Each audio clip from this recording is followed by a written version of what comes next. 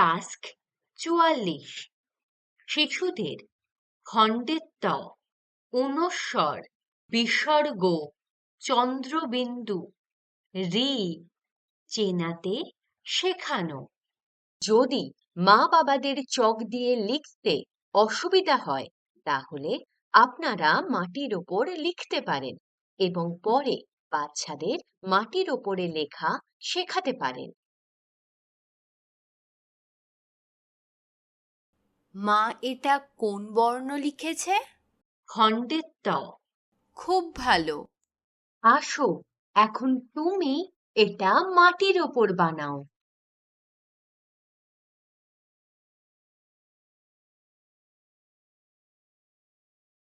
তুমি কোন বর্ণ লিখেছ? খণ্ডের ত। খুব ভালো। বাংলায় খণ্ডের ত দিয়ে কোনো শব্দ শুরু হয় না, তবে কিছু শব্দের ক্ষেত্রে শেষে বা মধ্যখানে খণ্ডের ত ব্যবহৃত হয়।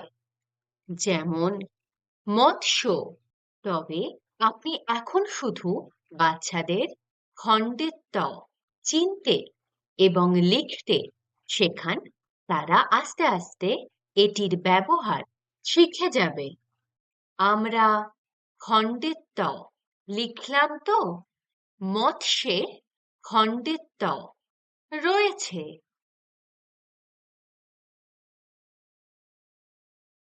মা এটা কোন বর্ণ লিখেছে? অনুস্বর। খুব ভালো। আসো এখন তুমি এটা মাটির ওপর বানাও।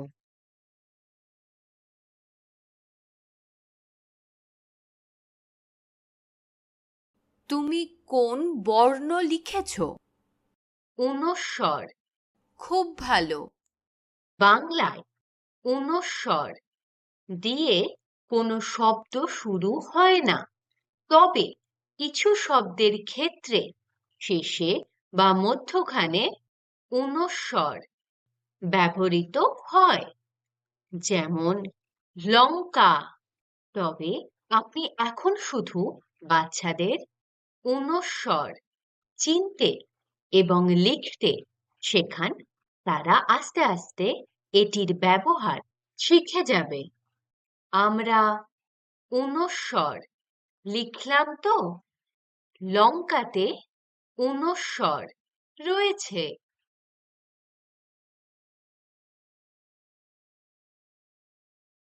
মা এটা কোন বর্ণ লিখেছে? বিসর্গ। খুব ভালো। আসো এখন তুমি এটা মাটির ওপর বানাও।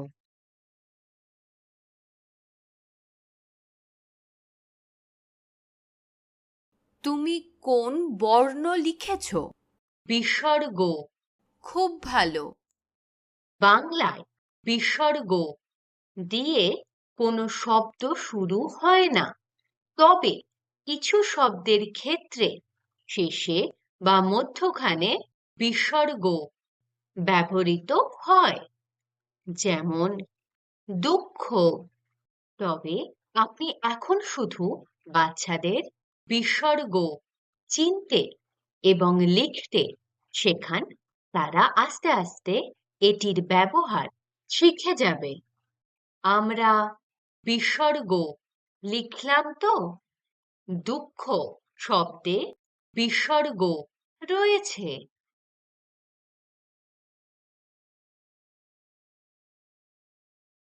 মা এটা কোন বর্ণ লিখেছে? চন্দ্রবিন্দু। খুব ভালো। আসো এখন তুমি এটা মাটির ওপর বানাও।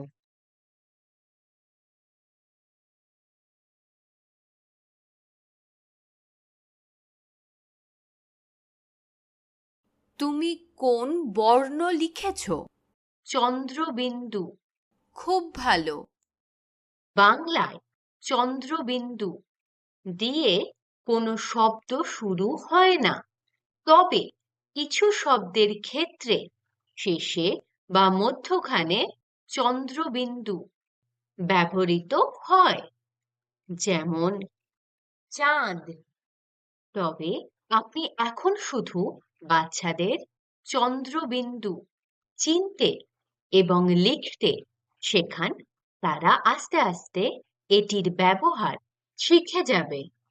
আমরা চন্দ্রবিন্দু লিখলাম তো, চাঁদে চন্দ্রবিন্দু রয়েছে।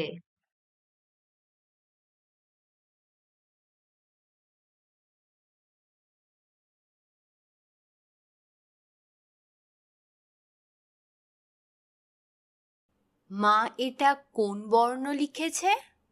রি। খুব ভালো। আসো, এখন তুমি এটা মাটির ওপর বানাও।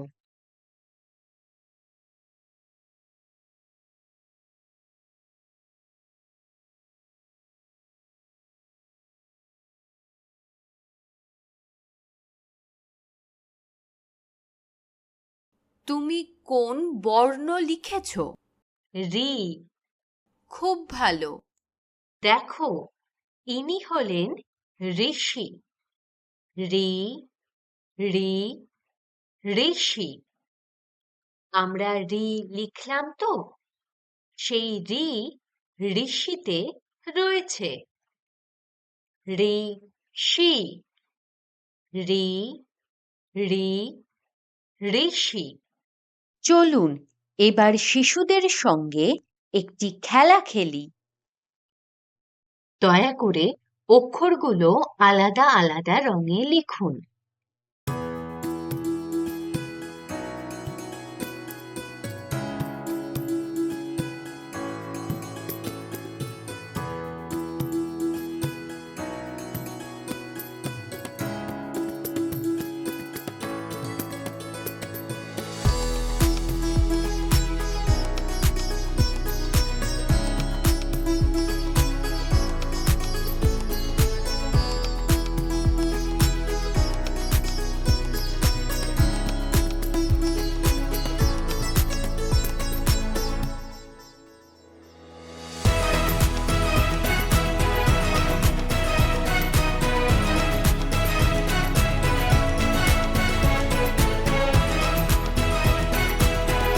শিশুদের এইভাবে কটন বাডস ব্যবহার করে ফোঁটা ফোঁটা দিয়ে রং করতে বলুন।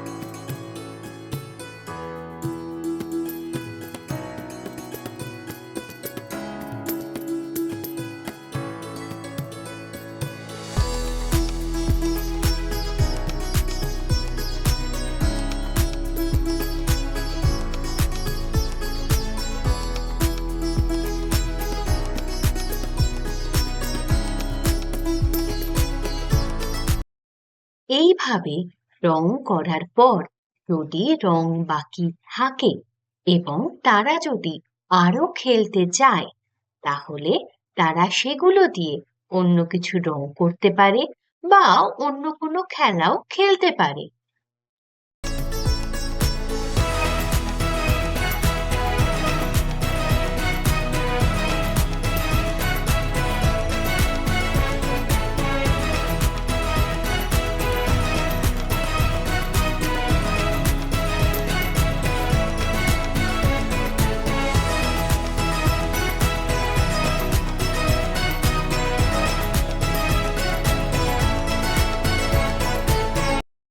যখন বাচ্চারা অক্ষর শিখবে, প্রথমে তারা বিভ্রান্ত হয়ে পড়তে পারে। প্রথমে তারা ভুলভাল লিখবে বা অনেক সময় অক্ষর গুলিয়ে ফেলবে, কারণ তারা প্রথমবার এত নতুন নতুন জিনিস শিখছে। শুধু তাদের ভালোবাসা দিয়ে ঠিকটি বলতে থাকুন এবং একদিন তারা সঠিক অক্ষর শিখে যাবে। যখন বাচ্চারা শিখছে, দয়া করে তাদের পাশে বসুন এবং তাদের সব সময় নজরে রাখুন তারা যেন মাটি বা চক না খায়। শিশুদের বর্ণ শিখতে সময় লাগতে পারে। দয়া করে সময় নিন। প্রতি 2 বা 3 দিন অন্তর একটি বর্ণ শেখান। শিশুরা শুরুতে নুনে একটু একটু লিখবে। এতে কোনো অসুবিধা নেই। তাদের ধীরে ধীরে শেখান। দয়া করে মনোযোগ সহকারে শুনুন। শিশুদের শেখার জন্য চাপ দেবেন না। তাদের ভালোবাসা ও উৎসাহ দিন এবং তাদের নিজস্ব গতিতে শিখতে দিন। ধন্যবাদ।